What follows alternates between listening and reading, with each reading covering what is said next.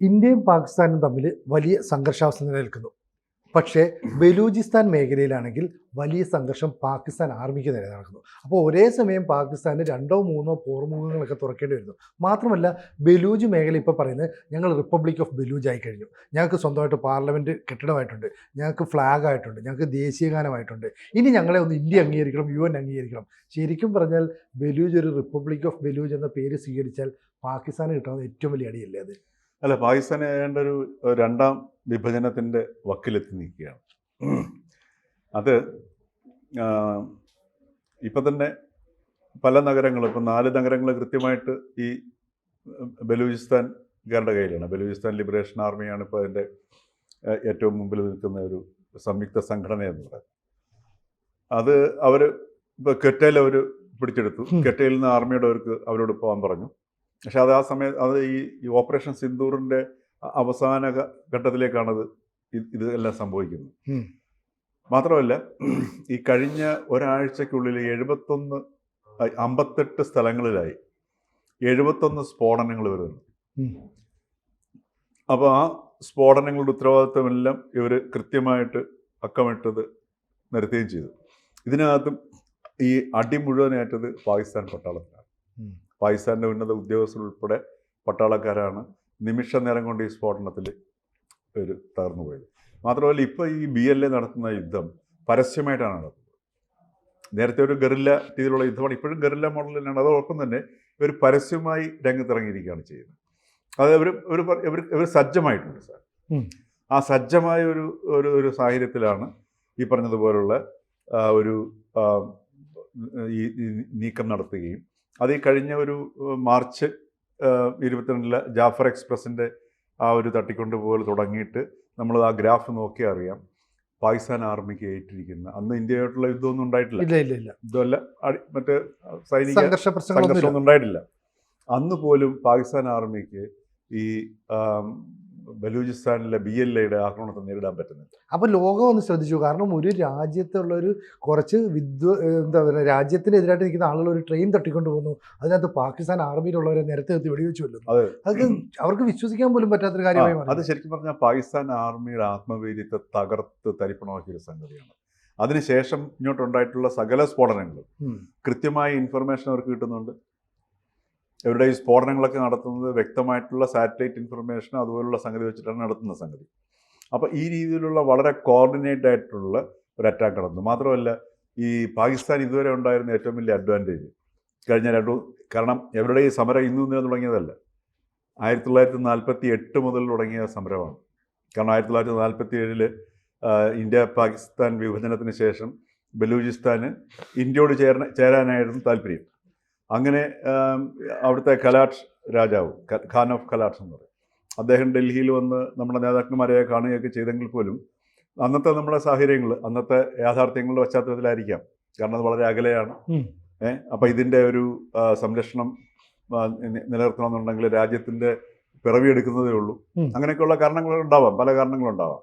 പക്ഷേ എങ്കിലും ഈ ഏഷ്യയിലെ ഏറ്റവും സ്ട്രാറ്റജിക് ആയിട്ടുള്ളൊരു പോയിൻ്റാണ് ഈ ബലൂചിസ്ഥാൻ എന്ന് പറയുന്നത്. അപ്പോൾ അത് അന്ന് നമുക്ക് ഏറ്റെടുക്കാൻ കഴിഞ്ഞില്ല. പക്ഷേ അന്നു മുതൽ അതിനുശേഷം പിന്നെ 7 മാസത്തോളം ഇവർ ഒറ്റയ്ക്ക് നിൽക്കാനുള്ള ശ്രമങ്ങൾ നടത്തി. ഒടുവിൽ ജിന്ന പട്ടാളത്തെ ഇറക്കി ബലാത്കാരമായിട്ട് പാകിസ്ഥാനിൻ്റെ കൂടെ ചേർക്കുകയാണ് ചെയ്തത്. അന്ന് തുടങ്ങിയ ഒരു സമരമാണ് ബലൂചികളുടെ. അതാണ് ഇപ്പോൾ ഈ ഒരു അവസ്ഥയിലേക്ക് എത്തി നിൽക്കുന്നത്. പക്ഷേ ഇതുവരെ ഈ സമരം എന്തുകൊണ്ടാണ് ശക്തി പ്രാപിക്കാറെന്ന് വെച്ചാൽ, വിവിധങ്ങളായിട്ടുള്ള ഈ ഗോത്രവർഗ്ഗങ്ങളുടെ ഒരു കേന്ദ്രമാണ് ഈ ബലൂചിസ്ഥാൻ എന്ന് പറയുന്നത്. മാത്രമല്ല, അംഗസംഖ്യ വളരെ കുറവാണ്. ആകെ ഒരു 1,60,00,000 ആൾക്കാർ മാത്രമേ ഉള്ളൂ. പാകിസ്ഥാൻ്റെ പകുതിയോളം വരും, 44% വരും. അപ്പോൾ പാകിസ്ഥാൻ ഇനി പിളരുകയാണെങ്കിൽ ശരിക്കും പറഞ്ഞാൽ നേർ പകുതിയിലേക്കാണ് പിളരുന്നത് സാർ. അപ്പോൾ ഇങ്ങനെയുള്ള ഒരു പശ്ചാത്തലത്തിൽ അതേസമയത്ത് പാകിസ്ഥാൻ്റെ മുഴുവൻ, ഈ പാകിസ്ഥാൻ എന്ന് പറയുന്നത് ഈ ലോകത്തിൽ ഒരു ആർമിക്കൊരു രാജ്യം ഉണ്ടെന്ന് പറയുന്ന സ്ഥലമാണ് പാകിസ്ഥാൻ എന്ന് പറയുന്നത്. ആ ആർമിയെ നിലനിർത്താൻ വേണ്ടി മാത്രമാണ് പാകിസ്ഥാൻ ഈ ബലൂചിസ്ഥാനെ ഉപയോഗിച്ചുകൊണ്ടിരിക്കുന്നത്. അത് ഇപ്പോൾ അവർ പറയുന്നൊരു പരാതിയുണ്ട്. കാരണം ഞങ്ങളുടെ മിനറൽസ്, മെറ്റൽസ് അടക്കം ധാതുക്കൾ ധാരാളമുണ്ട്, അത് മുഴുവൻ അവർ ഖനനം ചെയ്തെടുക്കുന്നു, എന്നിട്ട് പഞ്ചാബ്, സിന്ധു പോലെയുള്ള മേഖലകളുടെ വികസനത്തിനായിട്ട് ഉപയോഗിക്കുന്നു. അപ്പോൾ ഭരണകൂടം കംപ്ലീറ്റ് ആയിട്ട് ഞങ്ങളെ അവഗണിക്കുകയും ഞങ്ങളുടെ രാജ്യത്തു നിന്ന് ഈ ചൂഷണം നടത്തുകയും ചെയ്തു. ഇതായിരുന്നു ശരിക്കും ബേസിക് പ്രശ്നം എന്ന് അവർ പറയുന്നത്. അല്ല, ഇത് തന്നെയാണ് പ്രശ്നം. മാത്രമല്ല, ഇതിപ്പോൾ എന്നിട്ട് ഇതിൻ്റെ കൊള്ളയടിക്കാനായിട്ട് ചൈന ഏർപ്പാടാക്കി. ആ. ഇപ്പോൾ അവരുടെ ശരിക്കും പറഞ്ഞാൽ ഒരു പോരാട്ടം ഇത്രയും ശക്തി പ്രാപിക്കാൻ കാരണം ചൈനയുടെ വൻതോതിലുള്ള കൊള്ളയടി ആരംഭിച്ചു എന്നുള്ളതാണ്. ഒന്നാമത് അവിടെ ഗാദർ എയർപോർട്ടോടെ പിന്നെ തുറമുഖം സ്ഥാപിച്ചു. അത് കഴിഞ്ഞ് ഗാദർ എയർപോർട്ട് കൊണ്ടുവന്നു. അതിനുശേഷം ഇവരുടെ ഓയിൽ ഗ്യാസ് നാച്ചുറൽ ഗ്യാസ് ധാരാളമുണ്ട്. അപ്പോൾ അത് പൈപ്പ് ലൈൻ അവർ ആൾറെഡി ഇട്ട് കഴിഞ്ഞു.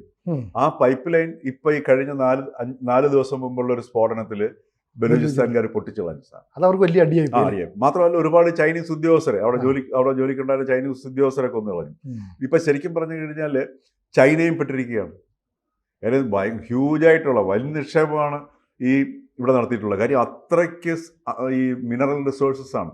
സ്വർണം, ചെമ്പ്, അതേപോലെ തന്നെ യുറേനിയം തുടങ്ങിയിട്ടുള്ള അനവധി പിന്നെ ധാതു ലവണങ്ങളാണ് ഇവിടെ നിക്ഷേപമുള്ളത്. അതേപോലെ തന്നെ ഓയിൽ, നാച്ചുറൽ ഗ്യാസ്, ഇതെല്ലാം ഉണ്ട്. പക്ഷേ ഈ ബലൂചിസ്ഥാൻ എന്ന് പറയുന്നത് വളരെ ദരിദ്രാവസ്ഥയിലും ആ പഴയ അവസ്ഥയിൽ അതിനേക്കാൾ പിന്നിലേക്ക് പോകുന്ന ഒരവസ്ഥയിലേക്കായിരുന്നു. മാത്രമല്ല ഈ കഴിഞ്ഞ ഒരു ഏതാനും വർഷങ്ങളായിട്ട്, ഒരു 10-20 വർഷങ്ങളായിട്ടൊക്കെ അതിഭീകരമായ രീതിയിൽ ആൾക്കാരെ തട്ടിക്കൊണ്ടുപോവുക, പിന്നെ വെടിവെച്ച് കൊല്ലുക, പീഡിപ്പിക്കുക, ഇങ്ങനെയൊക്കെയുള്ള ഒരുപാട് സംഭവങ്ങൾ നടക്കുന്നുണ്ട്, ഡിസപ്പിയറൻസസ്. അപ്പോൾ അതിനെതിരെയാണ് ഡോക്ടർ മെഹ്റാൻ ബലൂച്ച് എന്ന് പറയുന്ന വനിത, അവരുടെ അച്ഛനെയും സഹോദരനെയും ഒരു വിദ്യാർത്ഥിയായിരിക്കുന്ന സമയത്ത് ഇതേപോലെ പോലീസ് അറസ്റ്റ് കൊണ്ടുപോയി. അവരെ അതിനുശേഷമാണ് ഈ യുവതി അപ്പോൾ വിദ്യാർത്ഥിയായിരുന്ന അപ്പോൾ തന്നെ അവർ ഈ ബലൂച്ച് ഇതിലേക്ക് ഇറങ്ങുകയാണ് ചെയ്തത്, മുന്നണി പോരാട്ടത്തിലേക്ക് ഇറങ്ങുകയാണ് ചെയ്തത്. അവരുടെ അച്ഛനും വലിയ മുന്നണി പോരാട്ടമായിരുന്നു. അപ്പോൾ ഈ ബലൂജാണ് ഇന്നിപ്പം ശരിക്കും പറഞ്ഞാൽ ഈ ബലൂചിസ്ഥാൻ ഇത്രയും ഇളക്കി മറിക്കാനുള്ള ആവേശം പറഞ്ഞുകൊണ്ടിരിക്കുന്നത്. കാരണം കഴിഞ്ഞ 2 മാസം മുമ്പ് ഡോക്ടർ മെഹ്റാങ്ങിനെ പാകിസ്ഥാൻ പോലീസ് അറസ്റ്റ് ചെയ്തു. എന്നിട്ട് കഴിഞ്ഞ ഒരു 3 ആഴ്ചയ്ക്ക് മുമ്പ് ബലൂച്ച് കോടതി അവർക്ക് ജാമ്യം അനുവദിച്ചു.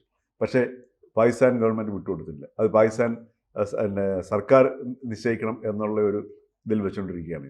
അപ്പോൾ ഇത് കാരണമാണ് ബലൂചിസ്ഥാനിൽ ഇന്ന് നടക്കുന്ന പ്രക്ഷോഭത്തിൻ്റെ ആ ഒരു ജനങ്ങളിലേക്ക് നോക്കിക്കഴിഞ്ഞാൽ സ്ത്രീകളാണ് ഏറ്റവും കൂടുതൽ.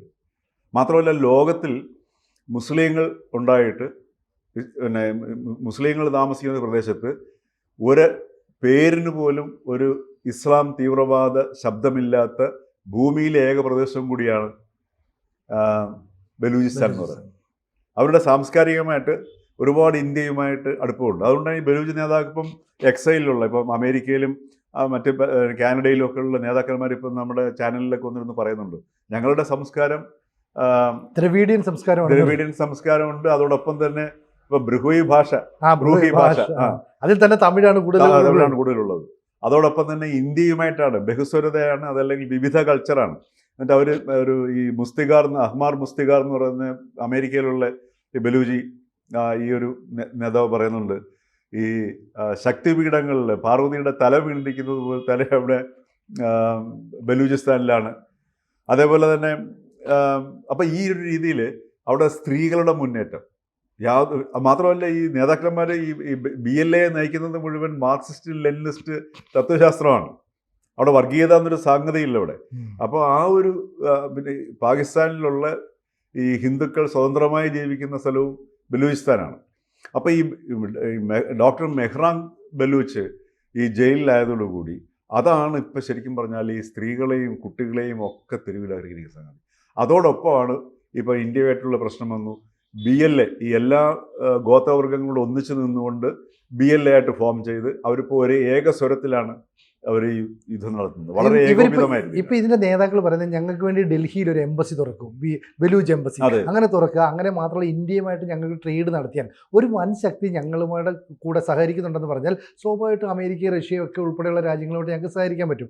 മാത്രമല്ല UN-ന്റെ ഒരു അംഗീകാരം കിട്ടും. അപ്പോൾ ചുരുക്കം പറഞ്ഞാൽ ബലൂചിസ്ഥാനിലെ ആർമിയിലുള്ള പാകിസ്ഥാൻകാരുടെ അടക്കം അവിടുന്ന് പോകണം. ഇനി അവിടുത്തെ ആർമിയിലോ ഇൻ്റലിജൻസിലോ അല്ലെ ISIയിലോ ഒക്കെ ആൾക്കാരുണ്ടെങ്കിൽ നിങ്ങൾ പുറത്ത് പോയിക്കണം. ബലൂജികളാണെങ്കിൽ മാത്രം ഇവിടുത്തെ ഓഫീസുകളിലും സർക്കാർ ഓഫീസുകളിലൊക്കെ നിന്നാൽ മതി. അപ്പോൾ ഇവർ കർക്കശമായ ഒരു നിലപാടിലേക്ക് നീങ്ങിക്കഴിഞ്ഞാൽ കഴിഞ്ഞെന്നുള്ളതാണ്. ഇപ്പോൾ ഏറ്റവും ഒടുവിൽ വരുന്ന റിപ്പോർട്ടുകൾ ഈ ബലൂജിലുള്ള സർക്കാർ സ്ഥാപനങ്ങളിലുള്ള ബലൂജികൾ അവർ ഈ പറഞ്ഞതുപോലെ പാകിസ്ഥാനിൽ നിന്ന് ഏകദേശം വിട്ടുമാറിയ ഒരവസ്ഥയിലേക്കാണ് നീങ്ങി ഇങ്ങോട്ടേക്ക് വരിക അല്ലേ. അപ്പോൾ അതുകൊണ്ടാണ് പാകിസ്ഥാൻ സർക്കാർ നേരിടുന്ന ഒരു വലിയ ഭീഷണി. ഇപ്പം ഈ ഇന്നലെ രാത്രിയിലൊരു റിപ്പോർട്ട് ഉണ്ടായിരുന്നു, അതായത് ഈ ഇന്ത്യൻ അതിർത്തിയിൽ നിന്ന് പിൻവലിക്കുന്ന പട്ടാളക്കാരെ മുഴുവൻ ബലൂചിസ്ഥാനിൻ്റെ ഭാഗത്തേക്ക് കൊണ്ടുപോയി ബലൂചിസ്ഥാനിലെ അടിച്ചമർത്തുക എന്നുള്ളത്. പക്ഷേ അപ്പോൾ അതിനു പോലും അവർക്കൊരു ധൈര്യം പരിപോലില്ല. കാരണം ആ രീതിയിലേക്കാണ് ബലൂച്ച് ഈ BLA ബലൂചിസ്ഥാൻ ലിബറേഷൻ ആർമി ഈ സജ്ജമായിട്ടുള്ളത്. അപ്പോൾ എവിടെയാണ് പൊട്ടുന്നതെന്ന് അറിയാൻ പറ്റാത്തൊരവസ്ഥയുണ്ട്. അപ്പോൾ ഇപ്പോൾ ഇന്ത്യൻ ആർമിയായിട്ടൊക്കെ യുദ്ധം ചെയ്യുകയാണെന്നുണ്ടെങ്കിൽ ആ ഒരു യുദ്ധത്തിൻ്റെതായ രീതികളുണ്ടല്ലോ. ഇത് ഈ ഗറില്ല യുദ്ധമാണ്. അപ്പോൾ അതിനകത്ത് അതുപോലെ തന്നെ ബലൂജിനകത്ത് നിന്ന് ബലൂചിസ്ഥാനുള്ളിൽ നിന്നുള്ള ഈ സർക്കാർ ഉദ്യോഗസ്ഥരുടെ ഒരു സംഭവം. അപ്പോൾ അതോടൊപ്പം തന്നെ അവിടെ ഉള്ള ഈ ഒരു കാശിഷ് ചൗധരി അവിടെ ഒരു അസിസ്റ്റന്റ് കമ്മീഷണറായിട്ട് ഡയറക്റ്റ് അപ്പോയിൻമെന്റ് കിട്ടിയ 25 വയസ്സുകാരിയായ ഒരു ഹിന്ദു സ്ത്രീ. അപ്പോൾ അവരെയൊക്കെ ഇന്നിപ്പോൾ അവിടെ വലിയൊരു നായികയായിട്ട് ആഘോഷിക്കപ്പെടുകയാണ് ചെയ്യുന്നത്.